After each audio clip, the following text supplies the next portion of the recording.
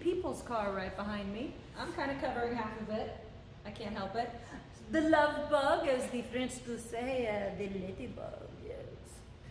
We have such an iconic car, really, associated with peace and love, when in actuality, its origins were a directive from one of the most heinous people in history, all right? Old Adolf Hitler said, you know what? I need a car. I cannot do a German accent. I'm going to insult people trying, and I got plenty of German friends, so I'm not going to do that. All right, so Adolf Hitler said, I would really like, I'm doing it again, damn it. Adolf Hitler wanted a vehicle of specific size requirements. He wanted to fit 2 German adults, the mother and the father, and 3 children, okay? He said something along the lines that he never wanted the family to be separate. He wanted to be able to, I guess, a 5-person family is the perfect idea for Hitler. You know, he was a family man. So he wanted that car. He wanted a car that could be produced where Germans could actually afford it. Because at the time, I think 1 in 50 Germans could actually afford a vehicle, or maybe afford a motorcycle. I don't remember exactly. But people weren't able to buy the cars that were being made in Germany because they were primarily luxury vehicles. So Hitler wanted to fix that. He said, hey, Ferdinand Porsche. Oh, God. He said, hey, oh, too loud. Okay. He said, hey, Ferdinand Porsche. No. All right. All right. He said, hey, Ferdinand Porsche, I would really like you to come up with this fantastic car, all right, that very affordable, economical, you know. And Ferdinand said, you know what? I have just the right idea, and they're all my ideas. Minus a little thing called Tatra out of Czechoslovakia. Yeah. This car, I mean, maybe there's I don't want to cause any fights. We can start fights down in the comment lines because apparently that assists you in the algorithm. But a lot of this, you see behind me, is a Tatra. Tatra came up with that. And also, a lot of it was a gentleman, and I'm going to butcher his name, so I already apologize. Bela Barini? There's no way I can figure out how to say his name. Anyways, the guy had some epic ideas, and he was actually super important as far as car safety. He is known as the father of passive safety. That's pretty cool. Once again, that reminds me I'll never be father of anything. Yeah. So he was able to, in 1953, he was able to take up a lawsuit and win against Ferdinand Porsche's patents. That he was able to prove that Ferdinand Porsche's patents were actually his ideas. And then 2 years later down the road in 1955, he was able to successfully win a lawsuit against Volkswagen in regards to copyright infringement. So good job, you. I wish I could say your name properly. Yep. All right.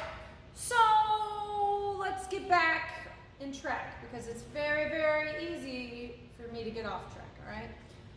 This car was basically ready to be shot out of the production line around 1934 or 1938. However, you know that thing that really changed a lot of lives happened, World War II. So all of the German efforts, manufacturing plants, etc., anything industrial, immediately went to the war effort. So boom, they put the kibosh on it. I think a couple of Nazi officials got this, or got whatever was produced, put the kibosh on it, all right? Let's just go ahead and fast forward a bit because I really hope anybody watching this is aware of a bit of World War II history. We won, thank God. All right, so the factory was pretty much just like decimated, almost. However, there was a bit salvageable, all right? So the British Allies were like, hey, we'll go ahead, see what we can do about this. We're gonna put this awesome army officer named Hearst in charge of this. Hearst is like, okay. Hearst gets there. He finds out that there is a bomb that dropped but did not go off. And it is like right in between some incredibly important parts that would create the VW.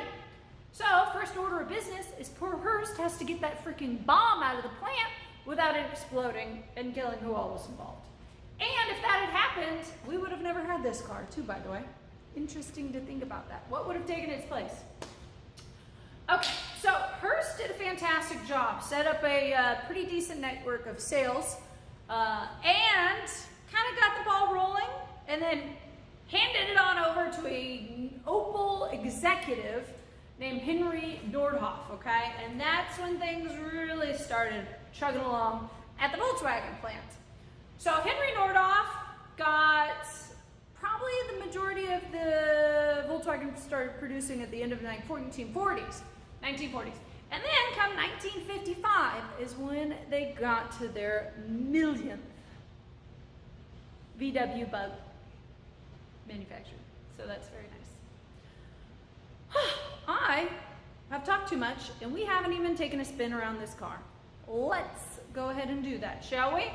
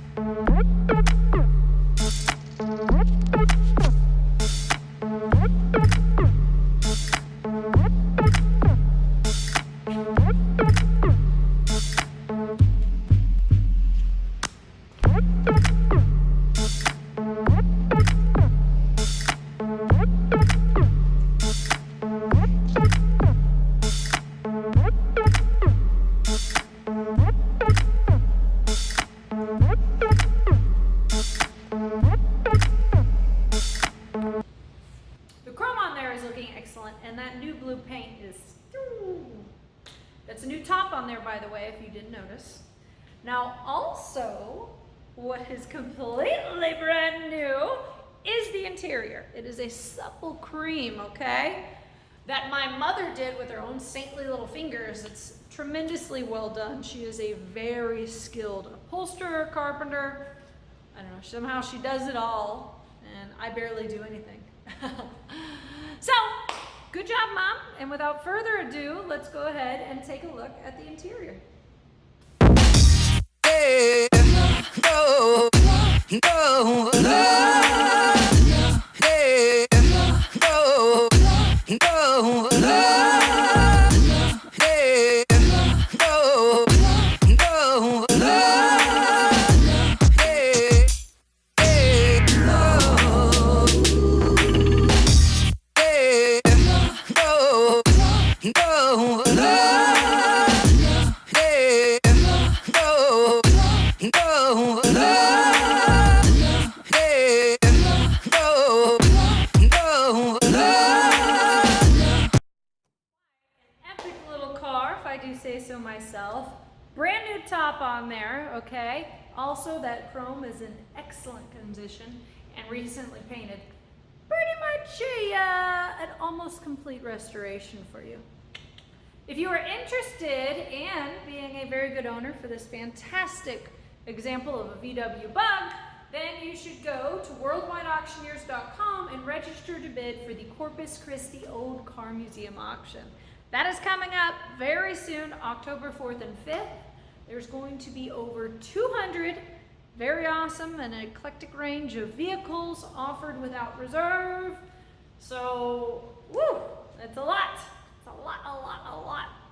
So, if you liked it, check it out. If not, I'll see you later. Bye.